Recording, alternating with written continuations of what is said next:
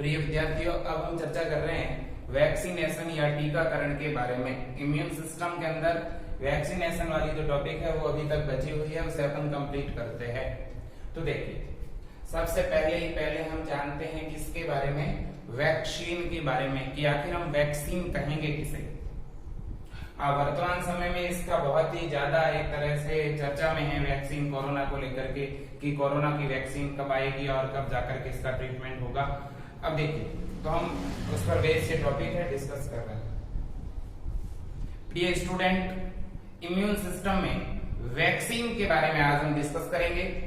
तो देखिए, सबसे पहले वैक्सीन की डिस्कवरी के बारे में मैं बता दूं, इसके बाद में हम आगे इस डेफिनेशन को समझेंगे। तो देखिए बच्चों, वैक्सीन की खोजकर्ता, सबसे पहले अगर वैक्सीन की किसी ने डिस्कवरी की तो उस साइंटिस्ट का नाम था एडवर्ड जेनर। तो देखिएगा, अगर आपके सामने कभी भी एक क्वेश्चन आए कि वैक्सीन के डिस्कवरर कौन है, वैक्सीन का सबसे पहले पता किसने लगाया, तब साइंटिस्ट का नाम याद रखना, एडवर्ड जेनर। ठीक, अब देखिए, एडवर्ड जेनर ने पहली वैक्सीन कौन सी बनाई थी, फर्स्ट जो वैक्सीन थी वो कौन सी थी, उसका नाम भी आपको आना चाहिए। तो जो पहली वैक्सीन खोजी गई थी वो थी चेचक की या स्मॉल पॉक्स की। तो जो फर्स्ट वैक्सीन थी वो किसकी थी, स्मॉल पॉक्स या चेचक नामक रोग की। तो पहली वैक्सीन बनाई एडवर्ड जेनर ने, स्मॉल पॉक्स की बनाई थी। ठीक है, अब देखिए बच्चों, एडवर्ड जेनर एक डॉक्टर था और ये एक ऐसे गांव के अंदर पोस्टेड था जहां पर cow pox and small pox दो प्रकार की डिजीज देखने को मिलती थी। काउ पॉक्स रोग जिन्हें एक बार हो जाता था उन्हें कभी भी स्मॉल पॉक्स नहीं होता था। ठीक है, तो इस एडवर्ड जेनर ने क्या किया कि जिन लोगों को काउ पॉक्स हो चुका था उनके शरीर से काउ पॉक्स की बीमारी को उत्पन्न करने वाले जो वायरस थे उनको निकाला और एक स्वस्थ व्यक्ति के शरीर के अंदर प्रवेश करवा दिया, जिसके कारण स्वस्थ व्यक्ति को काउ पॉक्स हो गई, लेकिन वह अपनी पूरी जिंदगी के लिए स्मॉल पॉक्स से प्रतिरक्षी बन गया। तो कुल मिलाकर के एक एक्सपेरिमेंट किया गया था सबसे पहली बार एडवर्ड जेनर के द्वारा, और इसलिए हम एडवर्ड जेनर को वैक्सीनेशन का फादर भी कहते हैं। यह भी आपको याद रखना है बच्चों, ये फादर ऑफ वैक्सीनेशन भी है, याद रखना है इस जानकारी को। फादर ऑफ वैक्सीनेशन भी कौन है, एडवर्ड जेनर। ठीक है, अब देखिए, तो यहाँ पे भी मैं ये जानकारी लिख देता हूं कि एडवर्ड जेनर को हम फादर ऑफ वैक्सीनेशन यानी टीकाकरण का क्या कहते हैं, जनक। अब देखिए, अब हम डिस्कस कर रहे हैं कि आखिर हम टीका किसे कहेंगे, टीका की परिभाषा क्या है, और वैक्सीनेशन किसे कहेंगे यानी टीकाकरण किसे कहेंगे। तो देखिए, वैक्सीन, अब आखिर वैक्सीन में होता क्या है। आप लोगों ने पोलियो की ड्रॉप या तो किसी को पिलाते हुए देखी होगी, या उसके कुछ वीडियोस वगैरह आपने देखे होंगे। तो आपने देखा होगा उसमें कि एक बालक को पोलियो की ड्रॉप 2 या 3 बूंदे पोलियो की पिलाई जा रही है। तो आखिर जो वो पोलियो की ड्रॉप है, स्पेसिफिक वो पोलियो का टीका है जिसे हम ओपीवी बोलते हैं, ओरल पोलियो वैक्सीन। ठीक है, तो ये जो पोलियो की वैक्सीन है इसके अंदर है क्या, आखिर इस दवा के अंदर या इस वैक्सीन के अंदर क्या डला हुआ है, ऐसा कंपोनेंट क्या है जिससे हमें जीवन में कभी भी पोलियो नहीं होता। तो बच्चों याद रखें आप, इसके अंदर पोलियो रोग उत्पन्न करने वाले वायरस होते हैं। इसका मतलब अगर आप कोई टीका बनाना चाहते हैं तो टीका आपको जो जिस बीमारी का बनाना है उस बीमारी को उत्पन्न करने वाले रोग जनकों से ही बनाना पड़ेगा। मान लो अगर मुझे पोलियो का टीका बनाना है तो मुझे पोलियो वायरस की जरूरत पड़ेगी। और मैं पोलियो वायरस के द्वारा ही टीका बनाऊंगा, यानी मुझे किसी को पोलियो के प्रति प्रतिरक्षी बनाना है तो उसमें पोलियो के वायरस ही डालने पड़ेंगे, लेकिन उन्हें थोड़ा निष्क्रिय कर दिया जाता है ताकि वो अगले व्यक्ति में जाके बीमारी तो उत्पन्न नहीं कर सके लेकिन उसकी रक्षा कर दे, बचाव कर दे। अब देखिए टीका किसे कहेंगे, टीके के अंदर क्या होगा बच्चों, टीका बनाने के लिए हम अनुग्र रोगाणु ले सकते हैं। अनुग्र रोगाणु का मतलब होता है नॉन वायरुलेंट। नॉन वायरुलेंट का मतलब जो किसी व्यक्ति के शरीर में जाने के बाद में बीमारी तो उत्पन्न नहीं कर सके लेकिन उसके शरीर में मेमोरी सेल यानी स्मृति कोशिकाएं निर्मित करवाते हुए फ्यूचर में उसे जब भी संक्रमण होगा उससे बचा सके। या टीके के अंदर क्या होगा, किल्ड पैथोजन होंगे, मृत रोगाणु होंगे, या टीके के अंदर दुर्बल और निष्क्रिय रोगाणु होंगे, या फिर टीके के अंदर बच्चों किसी भी रोगाणु से उत्पन्न टॉक्सिन होगा, किसी रोगाणु से उत्पन्न विष होगा और उसे अति सूक्ष्म मात्रा में हमारे शरीर के अंदर प्रवेश करवाया जाता है और उसी को हम बोलते हैं क्या, वैक्सीन। तो आपको वैक्सीन बनानी है तो आपको नॉन वायरुलेंट या मृत या दुर्बल या निष्क्रिय सूक्ष्म जीव लेने पड़ेंगे या सूक्ष्म जीवों का टॉक्सिन निकालना पड़ेगा और उसे अति सूक्ष्म मात्रा में किसी व्यक्ति के शरीर में प्रवेश करवाना पड़ेगा। उसे हम क्या कहेंगे, वैक्सीन या टीका कहेंगे। ठीक है।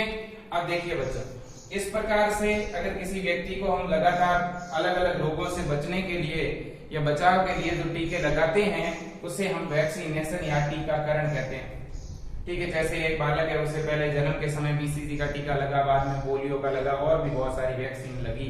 तो इस तरह से जो ये टीकाकरण का जो शेड्यूल है पूरा, इसे टीका लगाने का जो ये पूरा प्रोसेस है इसे हम वैक्सीनेशन या टीकाकरण कहते हैं। क्लियर है। चलो अपन दो चीजें पढ़ चुके हैं, वैक्सीन किसे कहेंगे, वैक्सीनेशन किसे कहेंगे, वैक्सीन के डिस्कवरर कौन है और वैक्सीनेशन का फादर कौन है। क्लियर। अब देखिए अब वैक्सीनेशन का प्रिंसिपल क्या है, वैक्सीनेशन का सिद्धांत क्या है। तो देखिए बच्चों, आपको एक कॉन्सेप्ट याद रखना पड़ेगा कि अगर हम किसी व्यक्ति को टीका दे रहे हैं तो जैसे टीका देंगे उसके बाद में उसके शरीर के अंदर कुछ एंटीबॉडी भी बनेगी, कुछ मेमोरी सेल भी बनेगी और भविष्य में उसके शरीर में अगर कोई सक्रिय रोगाणु आया तो वो उसके शरीर में संक्रमण पैदा नहीं कर पाएगा। तो टीका तो जन्म के बाद ही लगता है ना। अगर टीका जन्म के बाद लगता है तो टीके से किसी भी व्यक्ति को जो प्रतिरक्षा मिलती है वो अर्जित है कि जन्मजात है, अर्जित ही तो होगी ना। तो एक जानकारी याद रखो कि टीकाकरण जो है वह किसी भी व्यक्ति को किस प्रकार की प्रतिरक्षा उपलब्ध करवाता है, उपार्जित। टीके से हम एंटीबॉडी अपने शरीर में निर्मित करने के लिए एक तरह से प्रेरित कर रहे हैं, तो हम अर्जित कर रहे हैं। ठीक है ना। किसी भी रोग से लड़ने की क्षमता टीके के द्वारा हम अर्जित करते हैं। ठीक है। चलो, और इसके बारे में जानकारी भी, इसका पूरा प्रोसेस, इसकी थ्योरी का पूरा प्रोसेस भी आप समझ लें।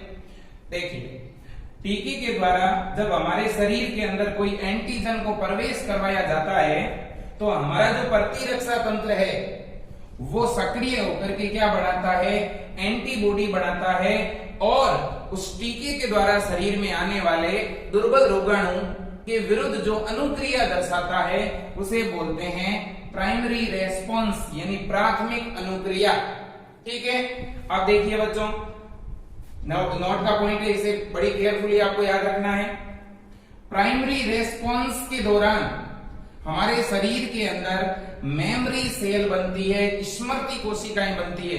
यानी टीके के द्वारा अगर किसी व्यक्ति के शरीर के अंदर दुर्बल रोगाणु हमने प्रवेश करवाए हैं तो उन रोगाणुओं के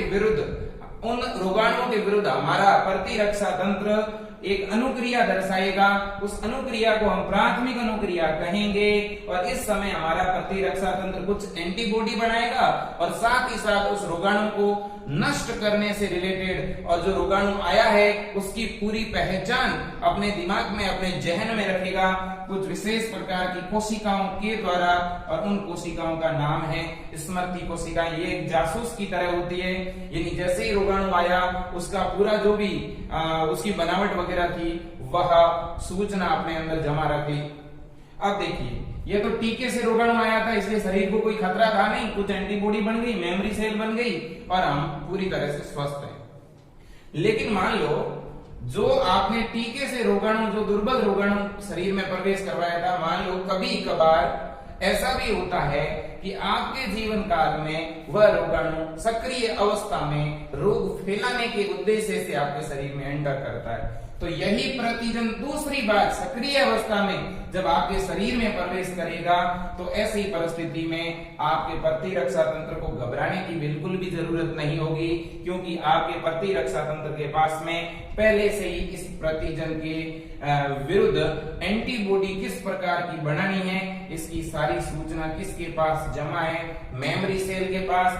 तो प्राथमिक रेस्पॉन्स में जो मेमोरी सेल बनी थी, अब ये क्या करेगी, बहुत तेजी के साथ एंटीबॉडी निर्माण में हेल्प करेगी और जिससे बड़ी तीव्रता से एंटीबॉडी बनती हुई उस रोगाणु को नष्ट करेगी, जिससे हमारे शरीर की रोगों से सुरक्षा हो जाएगी।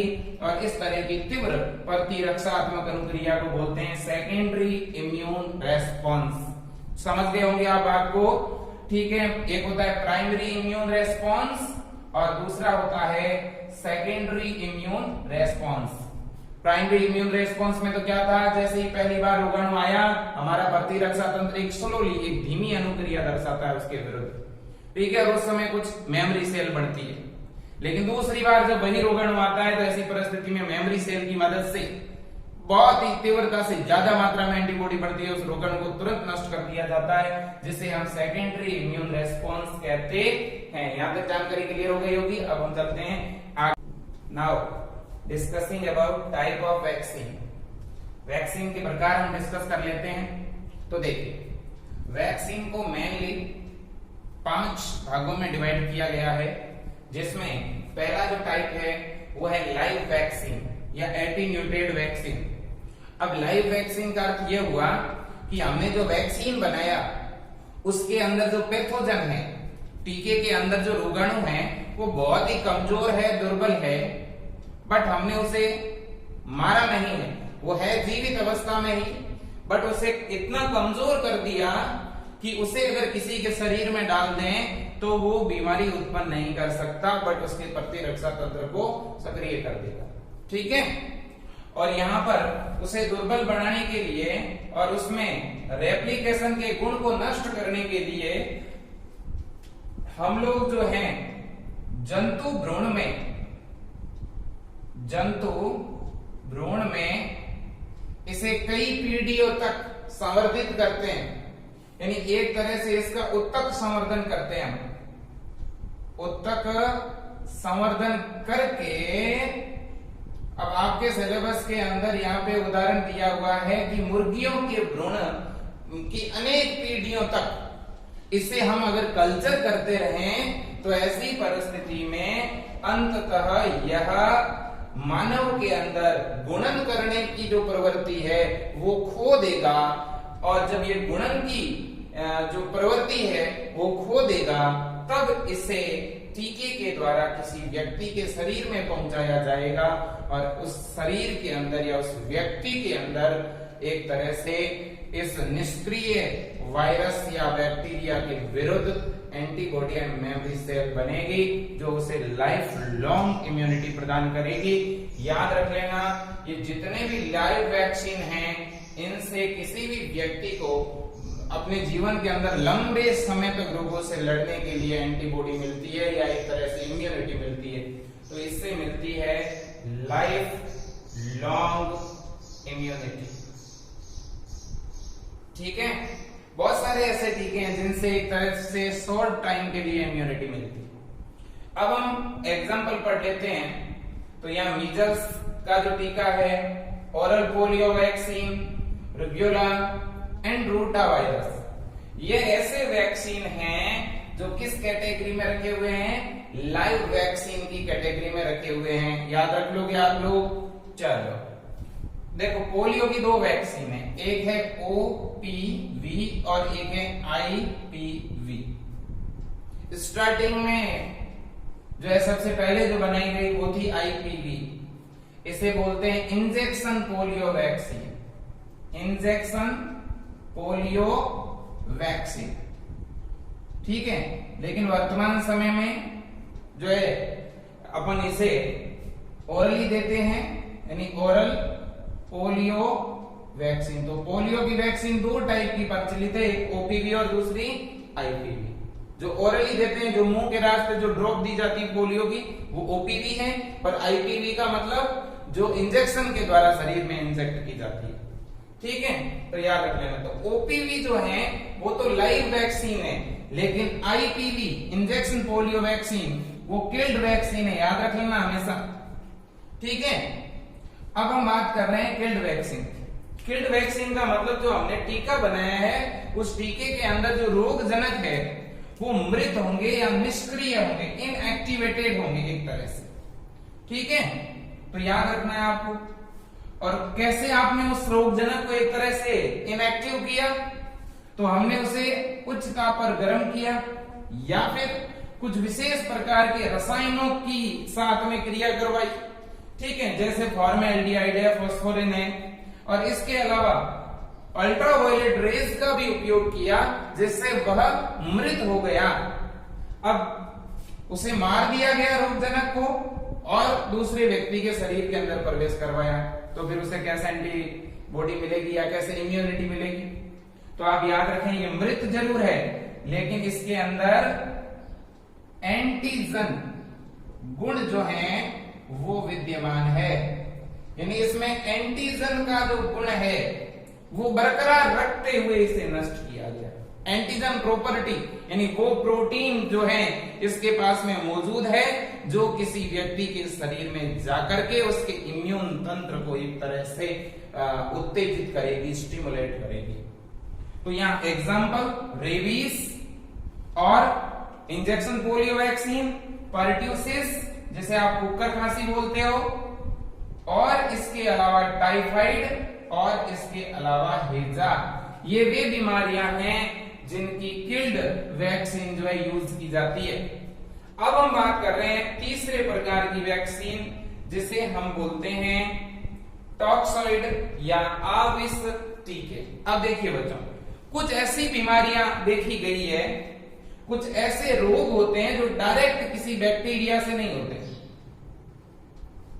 सीधे बैक्टीरिया से नहीं होते। अगर आपके शरीर में कोई बैक्टीरिया है तो वो डायरेक्ट बीमारी नहीं कोज करेगा। पहले वो बैक्टीरिया क्या करता है, टॉक्सिन रिलीज करता है, जहर रिलीज करता है बाहर की तरफ। ठीक है, वो टॉक्सिन एंडो भी हो सकता है, एक्सो भी हो सकता है। तो मान लो कि एक बैक्टीरिया है, उसने टॉक्सिन रिलीज किया, और वो टॉक्सिन जो है हमारे शरीर के अंदर किसी डिजीज को कोज कर रहा है, किसी बीमारी का कारण बन रहा है।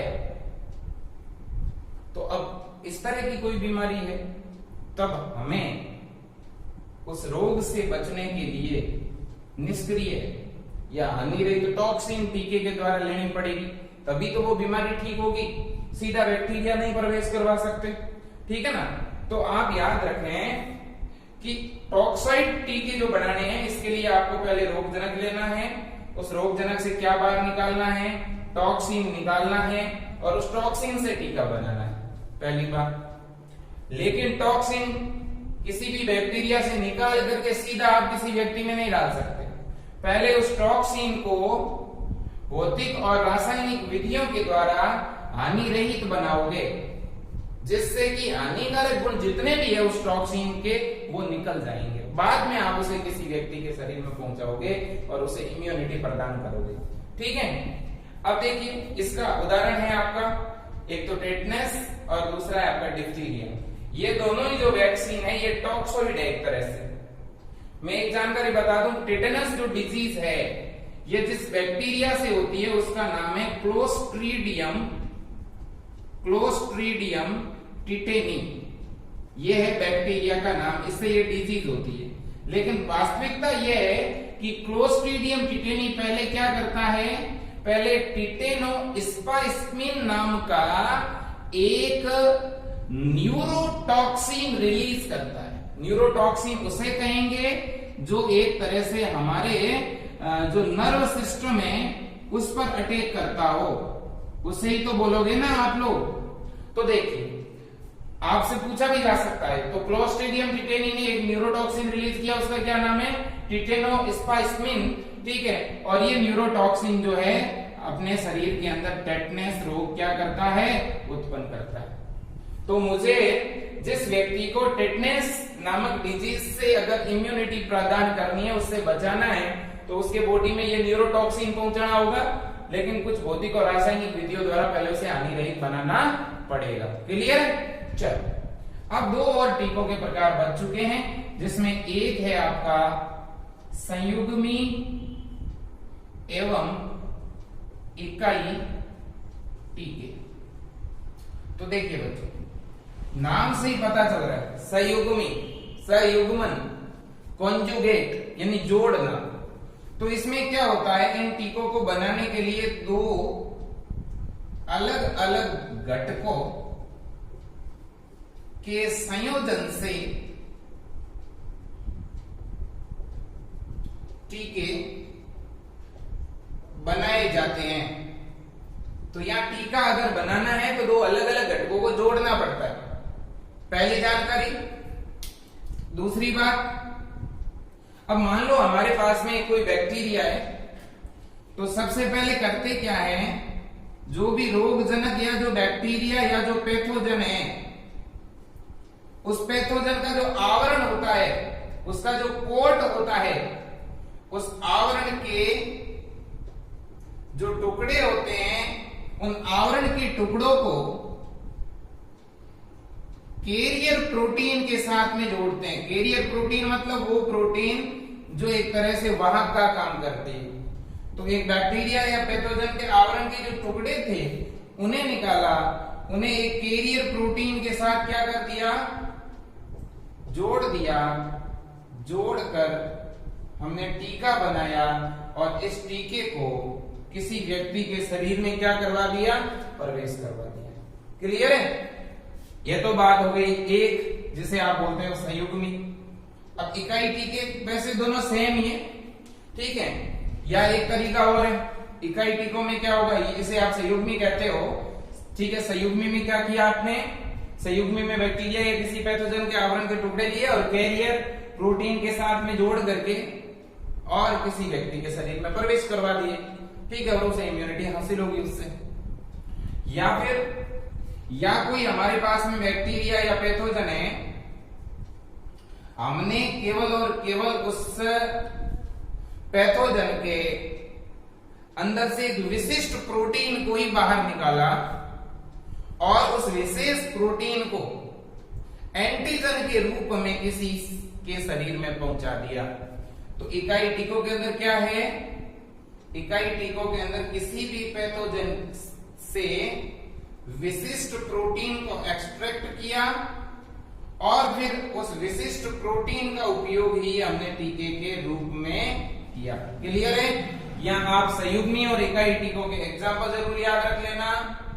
यहाँ पर दो एग्जाम्पल है, एक है ए सेल्यूलर परट्यूसिस और दूसरा है HIP2 यानी हीमोफिल्स इन्फ्लुएंजा 2, ठीक है। तो आप याद रखना, एक है ए सेल्यूलर परट्यूसिस और दूसरा है आपका हीमोफिल्स इन्फ्लुएंजा 2। वैसे आपके बुक्स में केवल इन्फ्लुएंजा ही लिखा हुआ है, तो आप इन्फ्लुएंजा याद रख लें, ठीक है। चलो, तो ये जानकारी है यहां पर। यह है चौथा टाइप वैक्सीन का।